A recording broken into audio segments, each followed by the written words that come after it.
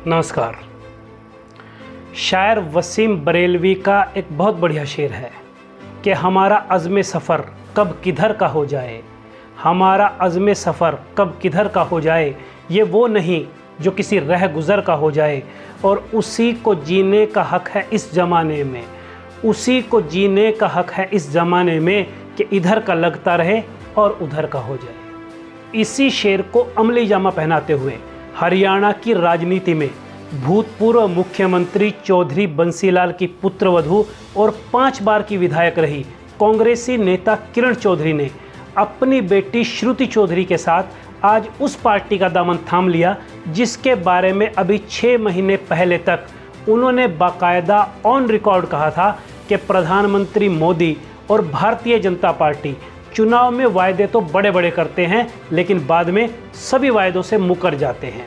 तब किरण चौधरी ने यह भी कहा था कि हरियाणा में खट्टर सरकार किसानों की अनदेखी कर रही है, ना तो उन्हें फसलों के दाम मिल पा रहे हैं और ना ही मुआवजा। और जब जब किसानों ने सड़क पर अपनी आवाज़ उठाई तो उन्हें केवल लाठियां मिली हैं। यानी भारतीय जनता पार्टी और हरियाणा के मुख्यमंत्री मनोहर लाल खट्टर के नेतृत्व पर अभी 6 महीने पहले तक सार्वजनिक मंचों से हमला बोलने वाली मैडम किरण चौधरी ने उन्हीं मनोहर लाल खट्टर की मौजूदगी में भारतीय जनता पार्टी की सदस्यता औपचारिक रूप से ग्रहण कर ली और वे भाजपाई हो गई हैं। मैडम किरण चौधरी ने बीजेपी ज्वाइन करते हुए अपने पिछले कड़वे बयानों पर बदलाव के शब्दों का मरहम लगाते हुए हालांकि आज ये भी कहा कि भाजपा में शामिल होने का निर्णय मैंने इसलिए लिया क्योंकि प्रधानमंत्री जी ने 2047 तक एक विकसित भारत का संकल्प लिया है और मुझे पूरा विश्वास है कि उनके नेतृत्व में भारत दुनिया भर में चमकेगा। प्रधानमंत्री जी के जन कल्याणकारी कार्यों से ही दिल्ली में तीसरी बार भाजपा की सरकार बनी है। इसके साथ साथ उन्होंने ये भी कहा कि मैंने खट्टर जी के साथ बहुत काम किया है, हमारे बीच बहुत कड़वाहट हुआ करती थी, लेकिन जिस तरह से उन्होंने काम किया है वह मेरी प्रेरणा का स्रोत है। इधर हरियाणा के पूर्व मुख्यमंत्री मनोहर लाल खट्टर ने भी किरण के मुख से जब अपनी तारीफ सुनी तो वे भी मौके पर चौका मारने से नहीं चुके। उन्होंने कहा कि भले ही किरण चौधरी का शरीर कांग्रेस में था लेकिन उनका मन हमेशा से बीजेपी में ही रहा है। हालांकि एक पार्टी से दूसरी पार्टी में जाने पर किसी भी नेता की ज्वाइनिंग के समय कही जाने वाली ये बातें ब्याह के गीतों जैसी होती है और ब्याह के सारे गीत सच्चे नहीं हुआ करते। इधर कांग्रेसी नेता राव दान सिंह ने लोकसभा चुनाव में हुई अपनी हार को किरण चौधरी द्वारा किया हुआ भीतरघात बताया है। उन्होंने कहा कि किरण चौधरी इस लोकसभा चुनाव से पहले ही बीजेपी के साथ मिली हुई थी और इसी कारण वे चुनाव हारे हैं। इसके अलावा दान सिंह ने पिछले राज्यसभा चुनाव में मिली 1 वोट की हार का आरोप भी किरण चौधरी के ऊपर लगाया। लेकिन दूसरी तरफ इसी मामले में कांग्रेसी नेता शैलजा ने किरण चौधरी को ये कहकर जायज़ ठहराया है कि उनके साथ ठीक व्यवहार नहीं किया गया है। भूपेंद्र सिंह हुड्डा पर एक तीर से 2 निशाने साधते हुए शैलजा ने कहा कि यदि भिवानी महेंद्रगढ़ से श्रुति चौधरी और गुरुग्राम से कैप्टन अजय यादव को टिकट दिया जाता तो हम लोग ये 2 सीटें और जीत जाते। बहरहाल किरण चौधरी ने अपने इस्तीफे का कारण भूपेंद्र सिंह हुड्डा को बताया। उन्होंने कांग्रेस पार्टी को कुछ नेताओं द्वारा व्यक्तिगत जागीर के रूप में चलाने का आरोप लगाते हुए अपनी आवाज़ को दबाकर उन्हें अपमानित महसूस करने की भी बात कही। अपने इस्तीफे में अपनी भड़ास निकालते हुए किरण ने काफ़ी कुछ कहा। मसलन उन्होंने ये भी आरोप लगाया कि उनके द्वारा लोगों का प्रतिनिधित्व करने के काम में बाधाएं उत्पन्न की गई और उनके खिलाफ साजिशें भी रची गई। अपने इस्तीफे में खुद को ईमानदार घोषित करते हुए किरण ने कहा कि उन जैसी आवाज़ की पार्टी में कोई ज़रूरत नहीं है, इसलिए वे पार्टी की सदस्यता से इस्तीफा दे रही है। लेकिन अपने इस्तीफे में किरण चौधरी ने एक महत्वपूर्ण बात जो कही है वो ये है कि उन्होंने खुद को अपने ससुर अर्थात हरियाणा के भूतपूर्व मुख्यमंत्री चौधरी बंसीलाल की विरासत का प्रतिनिधित्व करने वाली बताया है।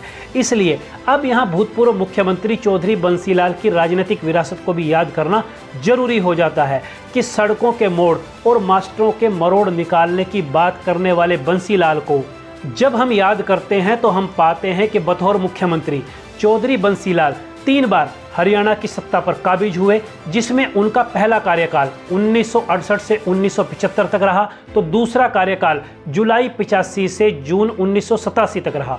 बतौर मुख्यमंत्री उनका तीसरा कार्यकाल मई 96 से जुलाई 1999 तक रहा। वे 7 बार विधायक, 4 बार लोकसभा सांसद, 2 बार राज्यसभा सांसद भी रहे। वे भारत के रक्षा मंत्री भी रहे, वे भारत के रेल मंत्री भी रहे।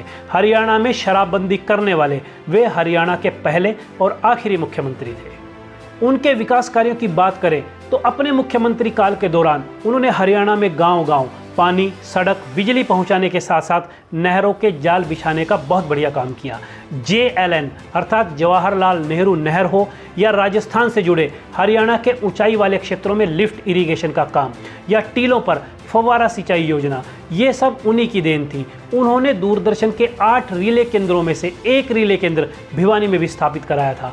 लेकिन इतने विकास कार्य कराने के बावजूद भी बंसीलाल भिवानी लोकसभा सीट से लोकदल उम्मीदवार चंद्रावती के हाथों हार गए, क्योंकि उसका एक कारण उनकी हिटलरशाही सोच भी थी, जिसके चलते लोगों ने बंसीलाल को इंदिरा गांधी व संजय गांधी की तरह आपातकाल का खलनायक मानकर अपना गुस्सा निकाला। क्योंकि पूर्व प्रधानमंत्री इंदिरा गांधी के करीबियों में शामिल बंसीलाल इमरजेंसी के दौरान देश के रक्षा मंत्री थे। उनके शासनकाल के दौरान विरोधियों सहित करीब 1,43,000 लोगों को हरियाणा पुलिस ने हिरासत में रखा था। लोग जबरदस्ती की गई नसबंदी से भी गुस्से में थे। अखबार और पत्रकार दोनों ही बंसीलाल को इस कदर नापसंद थे कि उन्होंने इस पर शिकंजा कसने के लिए अखबारों को सरकारी विज्ञापन देने पर रोक लगाई हुई थी और पुलिस को अखबार ले जाने वाले व्हीकल के चालान और जुर्माना तक करने के ऑर्डर दिए हुए थे। दूसरी बार के अपने सीएम कार्यकाल की समाप्ति के बाद हुए चुनावों में चौधरी देवीलाल से हारकर जहां वे एक तरफ सत्ता से बाहर हुए, वहीं दूसरी ओर चौधरी भजनलाल की राजीव गांधी से बढ़ती नज़दीकी और कुछ दूसरे कारणों से वे कांग्रेस पार्टी से भी दूर होते चले गए। आगे कुछ समय के बाद उन्हें कांग्रेस ने ही पार्टी विरोधी गतिविधियों का आरोप लगाते हुए पार्टी से बाहर कर दिया, जिसके बाद उन्होंने हरियाणा विकास पार्टी बनाकर राज्य स्तर पर चुनाव लड़ा और अपना धुआंधार प्रदर्शन करते हुए 1996 में बीजेपी के साथ मिलकर अपनी सरकार बनाई।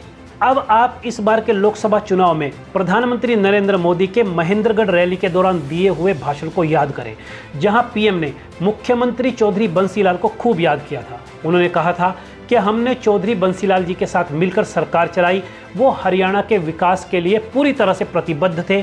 चौधरी बंसीलाल से मेरी बहुत निकटता थी, उनके पास अनुभव की इतनी बातें हुआ करती थी कि हम रात में 1-1 बजे तक जागकर बातें किया करते थे।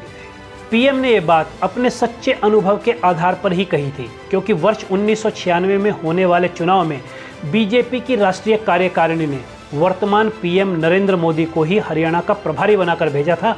इसी मौके पर नरेंद्र मोदी की मुलाकात हरियाणा के संगठन मंत्री मनोहर लाल खट्टर से हुई थी, जो आगे चलकर गहरी दोस्ती में बदल गई। ये नरेंद्र मोदी ही थे जिन्होंने उस वक्त बीजेपी को तेजी से उभरती हुई चौधरी बंसीलाल की नई पार्टी हरियाणा विकास पार्टी के साथ मिलकर चुनाव लड़ने की सलाह भी दी और इसे अमली जामा भी पहनवाया था। इस गठजोड़ ने 1996 के चुनाव में जबरदस्त जीत हासिल की थी। बीजेपी की सहायता से बंसीलाल मुख्यमंत्री बन गए थे, लेकिन कुछ समय के बाद ही शराबबंदी की जबरदस्त नाकामयाबी और कुछ अन्य कारणों को आधार बनाकर बीजेपी के नेता रामविलास शर्मा और उस समय के बीजेपी के संगठन मंत्री और हालिया पूर्व सीएम मनोहर लाल खट्टर के दिशा निर्देश पर 3 साल में ही बीजेपी ने अपना समर्थन वापस लेते हुए बंसीलाल को सत्ता से बेदखल कर दिया।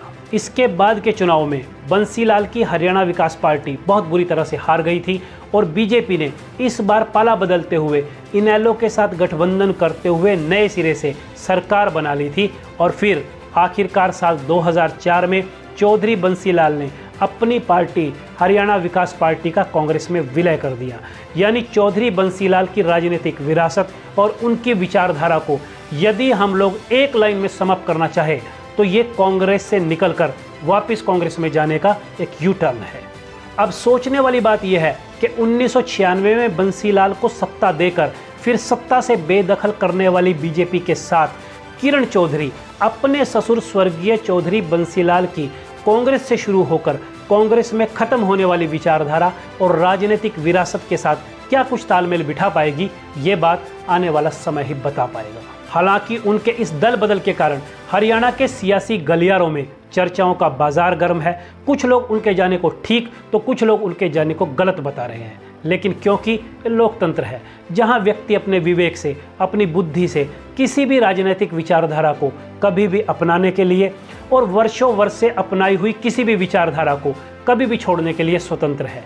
किसी भी राजनेता के द्वारा अपना दल बदलने की ये कोई पहली घटना नहीं है जिसके लिए बहुत ज़्यादा हो हल्ला किया जाए, क्योंकि भारतीय राजनीति ने इस साधारण से दल बदल के घटनाक्रम के अलावा सत्ता के लिए दल बदलने के एक से बढ़कर एक तमाशे देखे हुए हैं। राजनीति की शतरंज में अपने स्वार्थों की गोटियों को ठीक रखने का संघर्ष इतना ज़्यादा है कि जनहित, नैतिकता और आत्मा की आवाज़ जैसी बातें चूल्हे भाड़ में चली गई है। वास्तव में देखा जाए तो अब दल बदल राजनीति का एक शाश्वत नियम हो चला है। एक लेख में कहीं पढ़ा था कि अब पार्टी और नेता का संबंध पति पत्नी की तरह का नहीं है जो 7 जन्मों तक निभाएंगे, बल्कि आज का संबंध तो लिव इन रिलेशनशिप जैसा है कि जैसे ही वैचारिक मतभेद उभरे तो फिर भैया तुम कौन और मैं कौन। एक लेखक रवि प्रकाश लिखते हैं कि किसी भी पार्टी की शाश्वत पूंजी उसका नेता नहीं बल्कि उसका निष्ठावान कार्यकर्ता होता है, क्योंकि दल बदलू आएंगे और चले जाएंगे, लेकिन कार्यकर्ता कभी दल छोड़कर नहीं जाता, क्योंकि केवल वही है जिसकी वैचारिक निष्ठा अपने दल के साथ होती है। तो आज के लिए इतना ही, जल्द मिलेंगे किसी और मुद्दे के साथ, तब तक के लिए इजाज़त दें। नमस्कार।